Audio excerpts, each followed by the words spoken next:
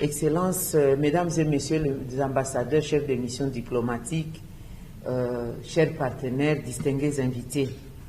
Je voudrais commencer mon propos par vous remercier sincèrement d'avoir accepté mon invitation à ce dîner de restitution qui permet au gouvernement de la République de maintenir la dynamique de collaboration dans le cadre du partenariat qui nous lie. Ici aussi de noter que vous avez la primeur donc, de cette restitution parce que c'est demain que je vais présenter au gouvernement de la République lors du Conseil des ministres. Mon pays, la République démocratique du Congo, vient de participer à la 26e conférence des parties à la Convention cadre des Nations Unies sur le changement climatique, en sigle COP26, qui s'est tenue à Glasgow, en Écosse, du 31 au 13 novembre 2012, quoique c'était prévu jusqu'au 12 novembre. Se fondant sur une dotation divine exceptionnelle en ressources naturelles, forestières, hydrauliques et en minerais stratégiques à la transition écologique, ainsi que la détermination du gouvernement à assumer le leadership naturel de la RDC dans les domaines environnemental et climatique, c'était pour la première fois dans l'histoire des conférences sur le climat que la République démocratique du Congo s'était fait représenter par sa plus haute autorité, à savoir son Excellence, Monsieur le Président de la République, chef de l'État, qui en a saisi l'opportunité pour présenter la République démocratique du Congo en pays solution à la crise climatique. Le Président de la République a par ailleurs annoncé l'ambition de la République démocratique du Congo à réduire de 21% des émissions de gaz à effet de serre d'ici 2030 en guise de contributions déterminées à l'échelle nationale CDN en sigle, conformément à l'accord de Paris sur le climat. J'en profite pour vous remercier, chers partenaires, pour des observations pertinentes que vous nous aviez fait parvenir en vue d'améliorer notre CDN et qui nous ont permis d'y apporter quelques ajustements nécessaires. J'ose croire que cette franche collaboration se poursuivra dans l'étape de la mise en œuvre de cette CDN et surtout en commençant par la mobilisation des ressources nécessaires en vue d'y parvenir, parce que notre CDN est évalué à 48 milliards de dollars américains et pour une période de 10 ans. Je tiens de manière particulière à remercier la Grande-Bretagne, pays organisateur de la COP26, pour le soutien apporté et l'hospitalité à la délégation congolaise. Je remercie également la République d'Italie et la Grande-Bretagne ensemble pour les efforts et leur leadership dans l'organisation de la pré-COP 26 pendant cette période de la pandémie Covid-19 et qui n'est pas facile de réunir des milliers de gens en présentiel. C'est ce qui a permis la réalisation, donc la tenue des assises de Glasgow et que nous sommes parvenus à obtenir le pacte climatique de Glasgow qui restera historique. Premièrement, je souhaiterais quand même rappeler l'objectif de la COP26. La COP26 visait à répondre à l'urgence climatique suite aux révélations des derniers rapports des groupes d'experts intergouvernementaux sur l'évolution du climat, selon lesquels la barre de 1,5 degrés Celsius de hausse des températures mondiales sera franchie non plus entre 2040 et 2050, mais plutôt entre 2030 et 2040, soit 10 ans plus tôt. Donc il y a une vitesse extraordinaire d'augmentation de la température planétaire. Et ce, à cause des émissions mondiales de gaz à effet de serre qui ne cessent d'augmenter. Selon ces scientifiques, ces discussions étaient la dernière chance, donc les discussions de Glasgow étaient la dernière chance de reprendre le contrôle du système climatique mondial, appelant ainsi les nations à agir tous et ensemble pour réduire les émissions mondiales de 45% d'ici 2030 et de poursuivre ensuite la neutralité de carbone d'ici 2050. Deuxièmement, je vais placer un mot sur la délégation congolaise. Sur un total d'environ 39 509 accrédités à travers le monde, il y avait 330 ressortissants congolais qui s'étaient fait accréditer. Mais c'est à peu près moins de 100 compatriotes qui ont réussi à participer à la COP 26, suite à de diverses raisons, notamment le manque de prise en charge.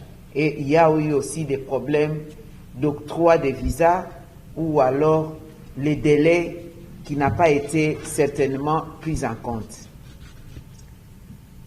À Glasgow, le chef de l'État était accompagné évidemment par la vice-première ministre, ministre de l'Environnement et Développement durable, ici présente, qui a conduit ensuite les négociations et fait connaître la position de la République démocratique du Congo sur les points débattus.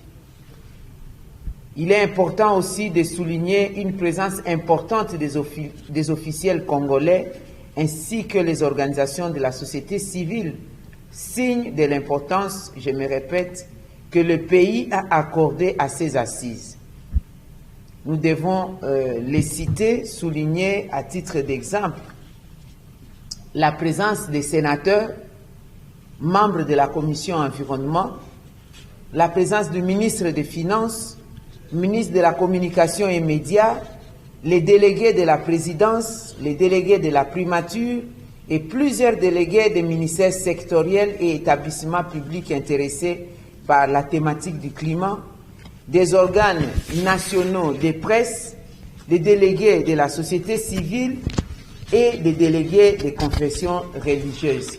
Ici est de noter aussi quelques personnalités où il y a eu la présence très remarquable d'un compatriote, monsieur le professeur Bele, qui est chef de travaux à l'université MIT des États-Unis, qui était venu présenter un produit congolais des nouvelles technologies de l'information et des communications, les téléphones portables et autres dérivés dénommés Okapi. Enfin, pour cette partie, je vais parler en troisième lieu de la position de la RDC à cette COP. Étant détentrice d'immenses réserves de minerais stratégiques cruciales à la transition écologique actuelle, je cite le cobalt, le lithium, le coltan, le cuivre, le manganèse, etc. La RDC est dotée de plus de 60% des forêts du bassin du Congo et d'environ 52% des ressources en eau douce en Afrique et 10% de la réserve mondiale. La République démocratique du Congo attend donc dorénavant s'afficher et le fait déjà comme pays solution à la crise climatique. À travers ces concepts, la RDC lance quel message? Principalement des trois qui peuvent être aussi épilogués. Primo, le pays est désormais conscient de son leadership climatique naturel et qu'il devra dorénavant assumer pour la transition écologique et la stabilisation du climat de la planète. Pour y parvenir, la RDC compte sur les partenariats gagnant-gagnant privilégiés notamment avec les pays industrialisés et ceux des bassins tropicaux de la planète, y compris les bassins du Congo. Lorsque nous parlons du potentiel, nous renvoyons le potentiel environnemental à une responsabilité.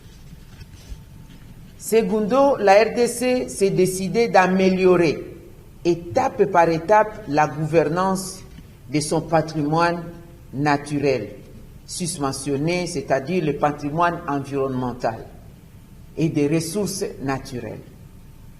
La RDC s'est résolue de combattre plus efficacement l'extrême pauvreté de sa population, car celle-ci demeure la cause profonde de la déforestation à travers le pays et dans les bassins du Congo. La RDC, donc, à ce niveau, lie désormais l'environnement et l'économie pour le développement. Tertio, la République démocratique du Congo, ce qui est tout à fait normal, réclame une compensation plus équitable pour les efforts qu'elle devra consentir de préserver ses forêts, car il va falloir mener la guerre aux principaux moteurs de déforestation, à commencer par la trop faible desserte en énergie électrique, ce qui pousse la population à utiliser les bois en guise d'énergie de chauffe, l'agriculture itinérante sur brûlis et l'exploitation forestière anarchique avec comme soubassement l'extrême pauvreté de ces populations. Plus question de brader les forêts de la République démocratique du Congo.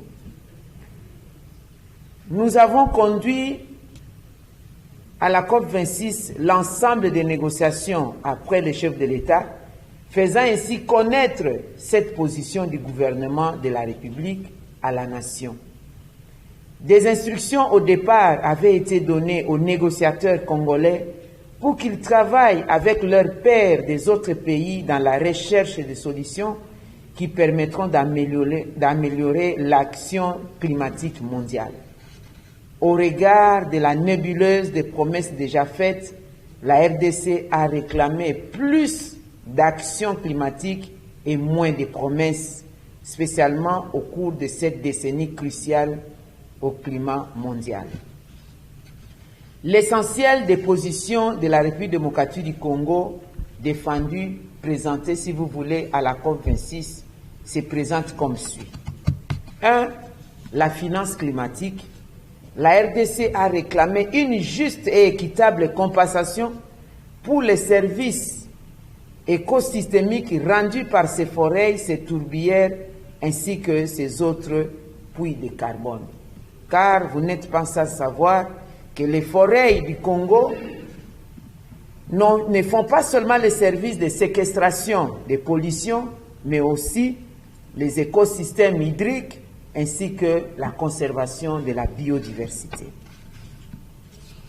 Deuxièmement, l'appel à garder vivante l'ambition de limiter la hausse de la température mondiale à 1,5 degré Celsius. La République démocratique du Congo a invité les pays industrialisés à redoubler leurs efforts actuels d'atténuation et d'adaptation au changement climatique en vue de parvenir à une économie décarbonisée avant 2050. Le pays a également invité les autres pairs en développement à fournir un effort ultime afin de suivre la voie d'un développement sobre en carbone et de profiter des opportunités qu'offre la transition écologique pour créer des emplois verts, de contribuer plus efficacement à la lutte contre les changements climatiques. C'est pourquoi nous avons insisté sur le fait que les ressources naturelles qui servent à la transition écologique devront être transformées localement. Ceci permettra aussi à la RDC d'accéder à un coût abordable à la possibilité de la transition écologique. Troisièmement aussi, l'opérationnalisation de l'article 6 de l'accord de Paris a fait l'objet aussi des positions de la RDC. Notre pays a connu la mise en place des prix du carbone plus justes et équitables et qui stimulent les pays forestiers à plus de conservation que d'exploitation forestière. Il ne faudrait pas que les pays qui conservent les forêts soient placés dans un dilemme de conservation ou pas si leurs forêts ne sont pas valorisées en termes d'équité du prix du carbone. Le prix de la tonne de carbone devra se situer autour de 100 $ américains au lieu de 5 $ actuellement pratiqués, car si ces prix restent bas, aucune loi ni aucune politique forestière ne saurait à elle seule ralentir les rythmes actuels de la déforestation. La RDC s'est opposée à la proposition de ponctionner une part des recettes issues des crédits carbone des pays en développement pour alimenter les fonds d'adaptation au niveau global. Cependant, le pays s'est montré très ouvert à cette proposition à condition que celle-ci soit accompagnée d'une mesure des pays pollueurs visant à hausser les prix de la tonne de carbone de manière à ne pas faire porter la charge de financer l'adaptation aux pays en développement déjà victimes des effets négatifs du changement climatique.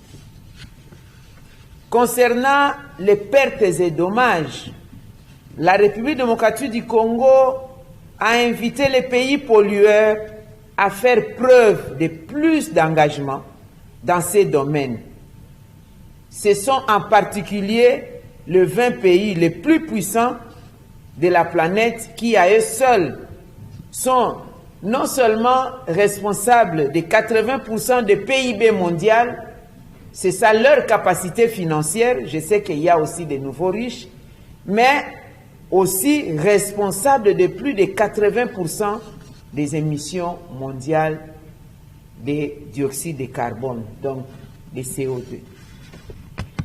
La République démocratique du Congo a encouragé les différents mécanismes financiers existants dans la thématique climat à agir préventivement afin de limiter les pertes et dommages dus aux événements extrêmes associés au changement climatique. Car mieux vaut prévenir que guérir.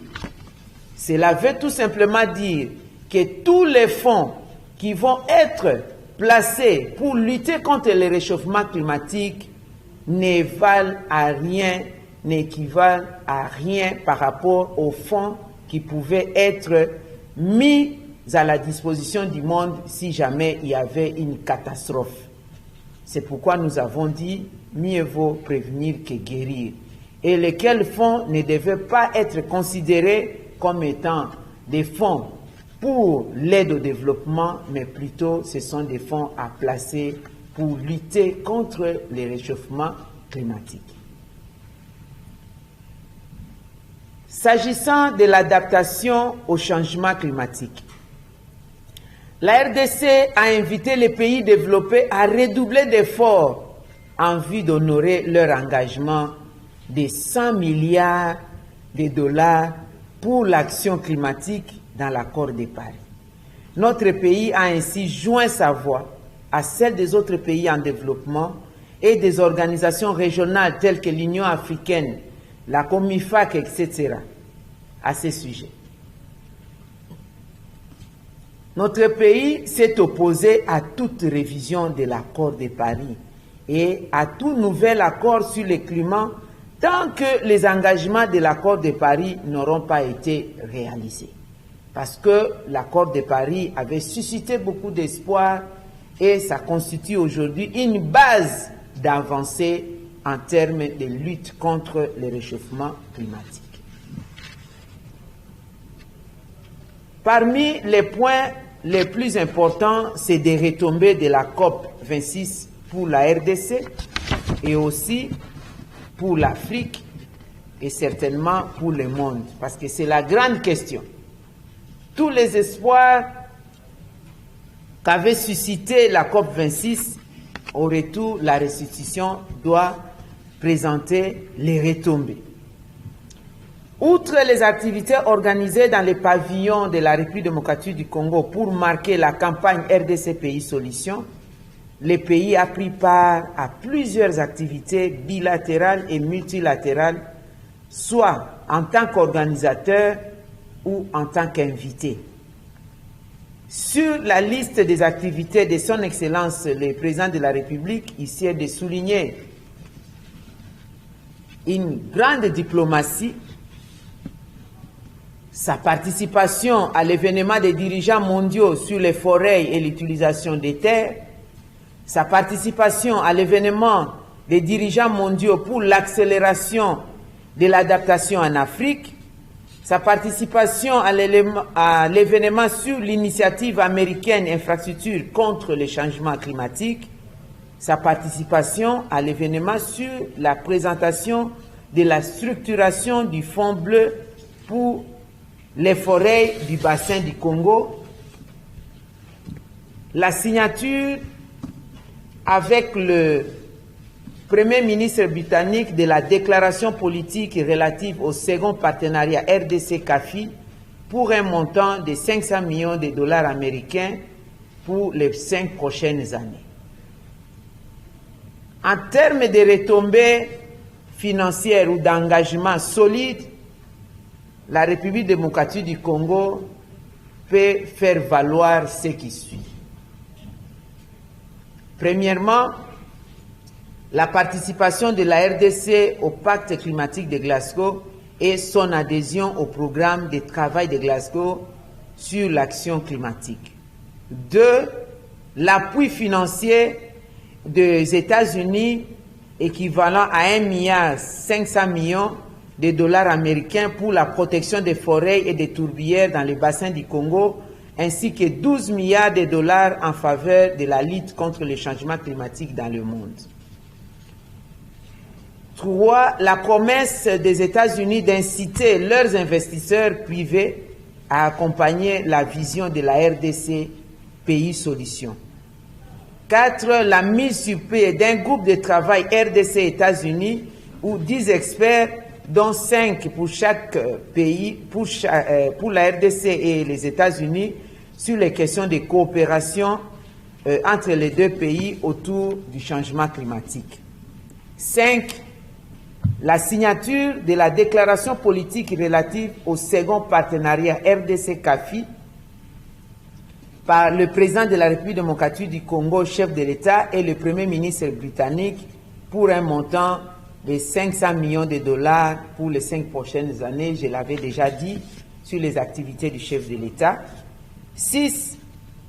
L'engagement du Royaume de Belgique d'augmenter sa contribution dans l'agriculture résiliente pour lutter contre la déforestation dans le bassin du Congo avec 200 millions d'euros et de financer CAFID pour 12 millions d'euros d'ici 2024.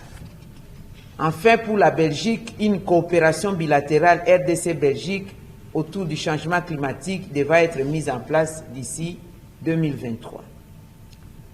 7. Outre la participation à l'enveloppe de CAFI, la Grande-Bretagne a promis un soutien additionnel spécial en faveur des peuples autochtones et le développement des partenariats bilatéraux UK, Grande-Bretagne, je voudrais dire la RDC, en faveur de la lutte contre le changement climatique. 8.